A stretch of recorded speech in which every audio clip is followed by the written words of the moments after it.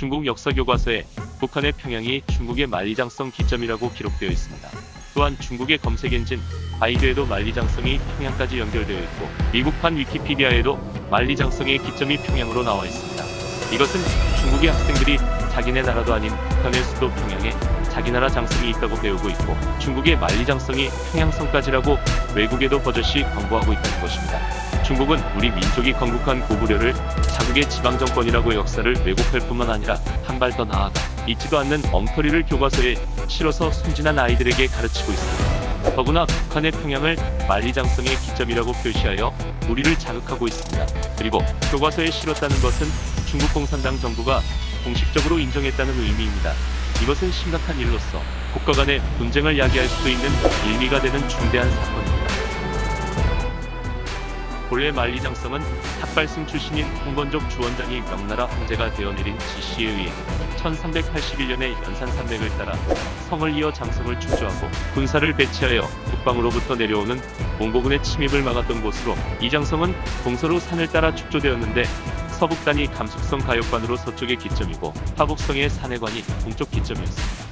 여기 안내인과 대부분의 중국인들도 산해관을 만리장성의 기점으로 알고 있습니다. 그런데 중국은 친위주가 바라다 보이는 압록강변의 요령성 단동시 부근 호산이라는 민둥산에 장성을 쌓고 2009년 말 만리장성의 기점이 호산장성이라고 공개하고 방송까지 하였습니다. 중국은 당시 호산에서 중국 역사상 보기 힘든 유적을 발견했다고 하는데 발굴 당시 직경이 약 4.4m인 대형 우물터가 있는 거대한 고구려 산성이었습니다.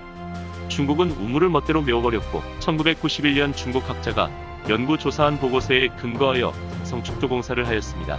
이 산성은 정식 보고서도 아닌 1페이지도 채 되지도 않는 약식 보고서와 고구려 성곽 유적과 석충혈을 명대의 만리장성이라고 단정하고 감히 우리의 역사인 고구려 산성 위에 장성을 쌓은 것입니다. 이것은 국가 간의 예의를 넘어선 행위로서 용서할 수 없는 도전행위이며 우리 민족에 대한 도발입니다.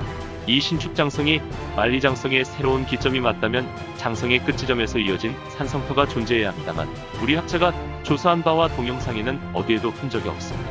중국 장성학회 회장도 자신의 저서에 호산 인근에는 장성이 없다고 분명히 기록한 사실이 있습니다.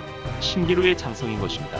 이 호산산성 이야기는 2010년 KBS 역사 스페셜 탐사보도팀에 의해 고구려성 만리장성으로 둔갑하다라는 제하에 국내에 보도되었다가 금년 6월 다시 방송에 올린 것으로서 우리나라 역사 유적인 고구려성이 만리장성의 일부로 둔갑하였다고 하는 내용입니다.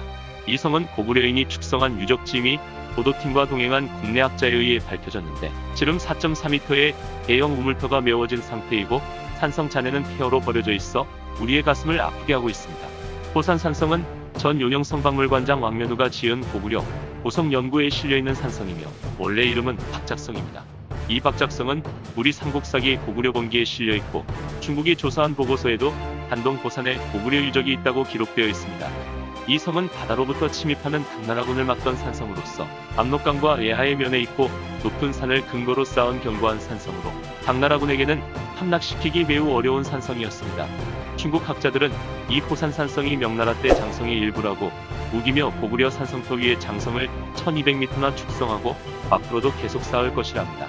이 호산산성은 현재 명나라 때의 유적지로 관광객을 맞는 중국 고유의 성이 되어 한나라 때의 M1 유물을 갖다 놓고 구색을 맞추고선 고구려의 흔적을 남김없이 지운 상태로 전시하고 있습니다.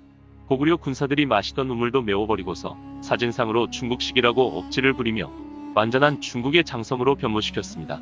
우리 민족이 자손 대대로 물려줘야 할 유적지가 중국의 것으로 탈바꿈한 것입니다.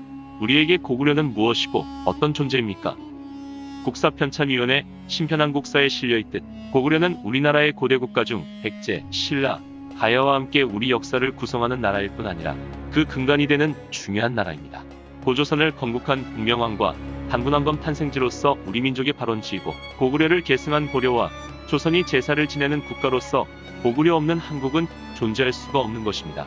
고구려가 어떻게 생성되었고 그 민족의 구성원이 어떤 사람들이었는지에 관한 많은 논란이 있습니다만 분명한 사실은 고구려가 우리 민족의 발상지라는 것은 누구도 부인할 수 없을 것입니다.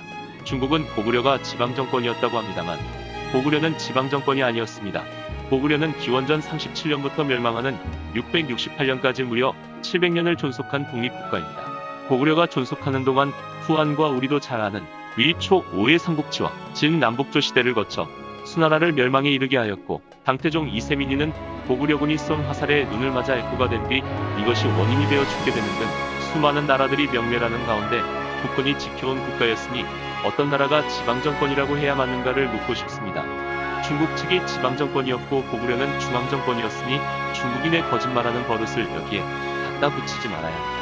여러분도 잘 아시다시피 고구려의 시조인 주몽은 아들이 둘 있었습니다. 비류와 온조입니다. 주몽은 전 부인이 낳은 아들 유리에게 왕위를 물려주고 두 아들은 어머니 소선호와 남쪽으로 발길을 돌렸습니다. 큰 아들 비류는 인천 미추홀에 건국하려 하였으나 여의치 않아 일본으로 가서 천황이 되었고 작은 아들 온조는 한강변에 나라를 세우고 백제를 건국하였습니다. 참고로 비류 이야기를 하자면 비류가 미추홀에서 자결하였다는 말이 있지만 일본에 건너가 일본국을 세운 인물로도 알려져 있습니다. 이러한 백제를 중국은 부여, 고구려, 발해와 거란에 이어 중국의 역사에 포함시켰습니다. 중국의 연호로 되어 있는 역사서를 발간한 것입니다. 이제 우리나라에 남아있는 것은 신라뿐으로 한국의 고대사가 중국의 역사로 둔갑했습니다. 중국은 고구려를 고려와의 연관관계를 떼어놓아 고구려를 완전히 중국 땅으로 편입시키고 앞으로 있을지도 모를 한반도의 유사시에 대비하고 있습니다.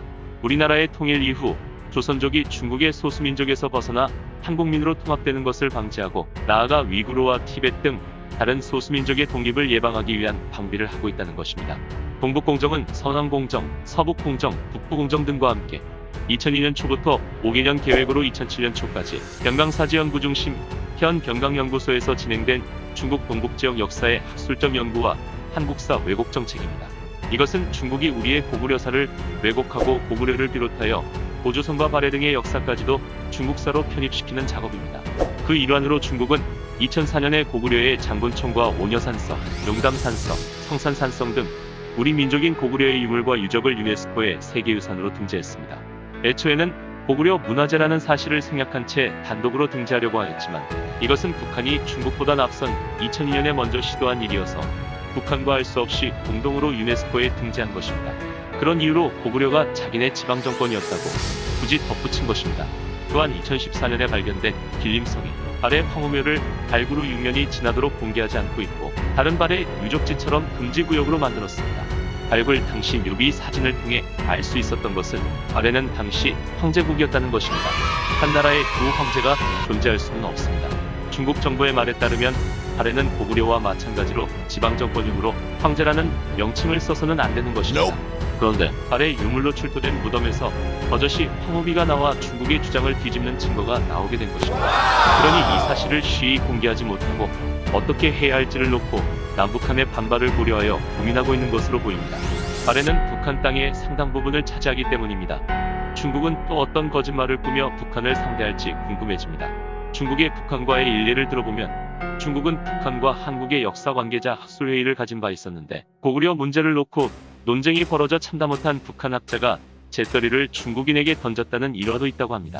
이 동북공정의 영향으로 호산산성을 비롯하여 고구려의 많은 산성과 유적지가 중국의 것으로 둔갑수를 부리고 있는데 우리 정부는 2006년 노무현 대통령이 원자바오 총리와 후진타오 국가주석에게 동북공정의 시정을 요구하였고 구두양의 사항을 존중하고 이행하겠다는 약속을 받았습니다. 그리고 2007년 2월에 이 사업은 외견상으로는 종료가 되었습니다. 그러나 이로써 문제가 해결된 것이 아닙니다. 동북공정의 결과물인 연구 성과가 중요한 자료로 활용되어 학술적 성과로만 머물지 않는다는 것입니다. 이 자료들은 고구려와 발해의 유적지의 표지판이나 박물관 안내문에 인용되었고 대학교재 및 교양서 등에 수록되었으며 학생들과 일반 중국인들의 상식을 바꾸고 있습니다. 예를 들면 길림성 남쪽에 위치한 심양의 용영성박물관에는 부여가 지방정권 중 하나라고 기록된 현판이 전시되어 있습니다. 또한 그들은 용담산성과 성산산성의 고구려 민족은 고대 중국 민족의 일원이며 고구려는 중국의 지방정권이다라고 써놓았습니다. 이 같은 중국의 터무니없는 남의 나라 역사 탈취 행위에 우리 학계는 당연히 반발하고 있고 시민단체와 각종 단체 등도 중국의 만행을 즉각 거두라고 비판하였습니다. 그러나 중국의 우리 역사 강탈 행위는 지금도 지속되고 있습니다. 2015년 1월 전 중국 외교부 부부장 우다웨이는 한국이 간도의 소유권을 주장하지 않으면 중국도 고구려가 중국의 것이라고 주장하지 않겠다라고 한 바 있습니다. 그러나 이것은 공연불입니다. 중국은 한국에게 간도 소유권을 주장하지 못하게 하면서 고구려는 이미 집어삼킨 상태로 놔둘 요령임이 분명하기 때문입니다. 중국인들은 남의 나라 역사뿐 아니라 북한 국토까지도 빼앗으려고 백책하고 있습니다. 앞서 말했듯 위키피디아 만리장성편을 통하여 전 세계의 만리장성이 평양성까지라고 광고하고 있고, 북한 붕괴 시 북한을 분할 통치하려고 미국을 자극하고 있습니다. 그러나 한국인은 이미 중국의 검은 속셈을 알고 있습니다. 중국인은 한국인을 잘 알지 못하고 함부로 행동하고 있습니다. 더럽고 야비한 저 중국인의 맛으로부터 벗어나 우리 국토를 온전히 되찾기 위해 국민 모두 일심단결하여 우리가 처한 냉엄한 현실 앞에서 그들의 우리 한민족 역사 탈취 야욕을 분쇄할 힘과 지혜를 모으는 한편, 정부와 시민단체 등과 협력, 전 세계의 우리 역사 되찾기 사업을 국가적 사업으로 지정하여 적극 대응해 나가야 할 것입니다.